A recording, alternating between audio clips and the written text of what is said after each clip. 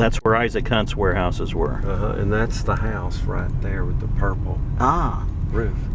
And this was the Dollar General headquarters? I guess so. But you say they've moved. But now it's their distribution center. But Isaac Newton and George Alexander, one of his sons, built this house. Yeah. And then they moved in there, and I think then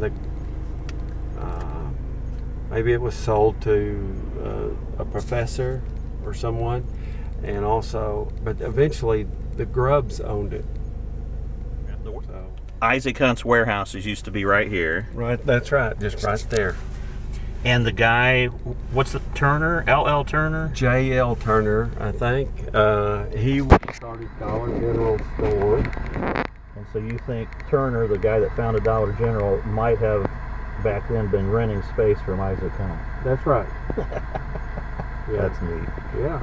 That's neat. Bethel Missionary Baptist Church was where the Hunts went to church, and Isaac is on the roll and all that. So this Bethel Baptist Church is the same church that Isaac and Elizabeth attended? And their family, that's right. They were members here. That's an old church, founded in 1814. Wow. Ada Hunt lived right there. And are you talking about Ada? Isaac Newton's daughter, right? No kidding. So they lived right here. And I know at some point Isaac Newton Hunt gave Ada a farm, I think maybe for a wedding present. So, but I don't know if it was here or where it was. Are we on part of their property now? Not yet. Okay. So this is the road back to the Isaac Hunt Cemetery. To where the house was, and then the cemetery is on beyond that. But all of this from these kind of woods over, and even some across the road there, I think, were part of the whole spread at one time. So that barn has been resited, but it's Isaac Hunt's original barn? As far as we know. Wow. And that house is in the same location as the house they lived in? That's right. Here we are at the Isaac Hunt Cemetery with Alan Hunt. Alan and Steve Hunt worked real hard the last year restoring the cemetery, putting the fence around it, doing a beautiful job. So yeah, tell me all about this, Alan. How'd this come about? Well, Steve and I came out here together, and Steve had visited here when he was a boy, and I had discovered it on the 1950 topographic map, saw the little plot of the cemetery, and I knew this was where this farm was the right place. And so we came out here together, and we found it in really, really bad shape, and it was, cows had kicked over almost all the headstones or memorials, and broken some of them. Wow. And so, yep, we had a couple of trees, thanks to the owner. Took out some cedar trees and also put the fence in and did a ground penetrating radar survey. Really? Yeah. What'd you find from that? We found the graves that you see right there, except for one more, which is unmarked. And I think Steve might have found that it is a Baptist preacher who is buried there. Really? Yeah, and it was, because it's not following the same exact, linear pattern there that you see. It's kind of catty corner to the other graves. Really? Yeah. So you were saying you did that radar test, and there's one unmarked grave. Right. And it's right over here. You can see we've actually got little stakes that kind of put it out. So it's like the unmarked grave, I'm pretty much kind of standing on it, and it goes right up through here. So it's a little bit angled off from these other graves. Wow. And what graves do we have here? Well, we have Nancy Hunt right here, born in 1906. I think that was one of the grandchildren. Okay.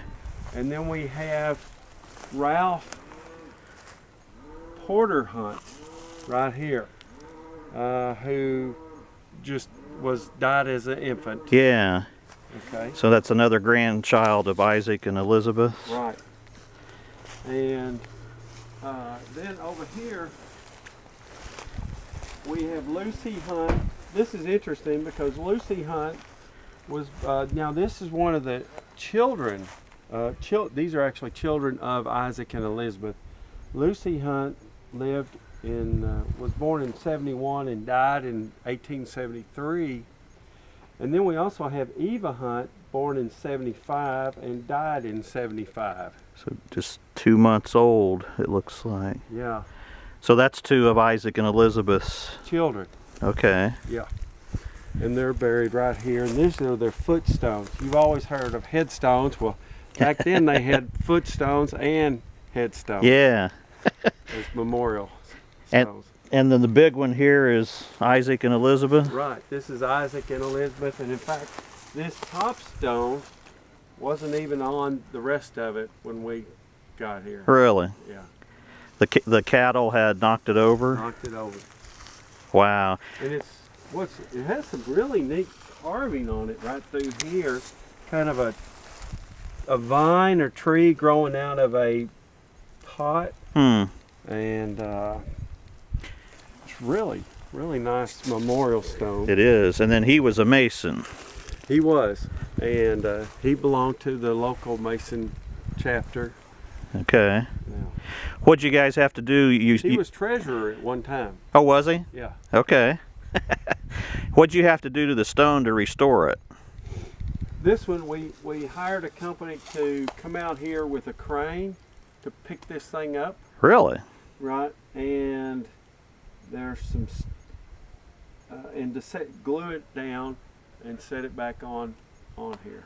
So the base was still there, but they had to use a crane to set the top back on it? Yeah, it's pretty heavy. Wow. Well, it's like 8 inches thick, so. Well, then who did you guys clean it, or somebody else? Or? Steve cleaned it. He brought a pressure washer up here and cleaned it. Okay. And he's the lead on this. And you can see right here, these stones right here, these two headstone memorials were broke, and they've been glued back together. Yeah. So. Wow. Well, what a beautiful view here. So this was Isaac's and Elizabeth's farm. Uh-huh. Maybe as much as 500-acre farm. Yeah. All that you see over there, all that cleared land, that was all part of it. That was all part of their farm. Well, either theirs or Chasteen's, their children's. Okay, theirs or their children. Yeah. And so where the house is up there, that's where their house was. Okay. But it's a different house, but that's where the house was. Right. Wow. Isaac and Elizabeth were burying their children in this cemetery before they owned the land. So they apparently had a long-standing agreement to buy it, before they bought it. There used to be 2 of these here, from what people have told us, but there's only one now. So none of the family, when you guys got involved with this, none of the family had been maintaining or doing anything or visiting or... No. We do have some pictures from, I believe, the 70s where Steve's dad came out here and took pictures. And that's when it was in dilapidated shape then? No, all the stones were upright back then. Okay. And there may have been a fence around it at the time, but by the time we got out here, things had changed. And this is the original barn that belonged to Isaac Newton Hunt here on his farm. We're inside of it. Wow. So Alan, you think these are the original posts and beams? I think so. And you can see it looks like they were hanging tobacco from these kind of tree rafters. system. Yeah, this was his tobacco barn, Uh-huh. because that was their business. Yes. Was that was their main business, tobacco, right? Yeah. He was a big into buying tobacco for tobacco companies and then selling it. And then down here, well, that's what he did. He bought from all over tobacco and then resold it or whatever. So he was a wholesaler. Wholesaler of tobacco. And then 2 or 3 of his sons were in the business with him? Right, at least 2. George Alexander was the one who managed that warehouse complex down in Scottsville. Okay. And later on, he ended up moving to Clearwater, Florida. Okay. Later on, but yeah, and so and then Chasteen, one of the other sons, and my great-grandfather had, and probably part of the same deal, but we're not sure, tobacco business over in Bowling Green. Ah. And Chasteen also had warehouse locations in Logan County and Butler County and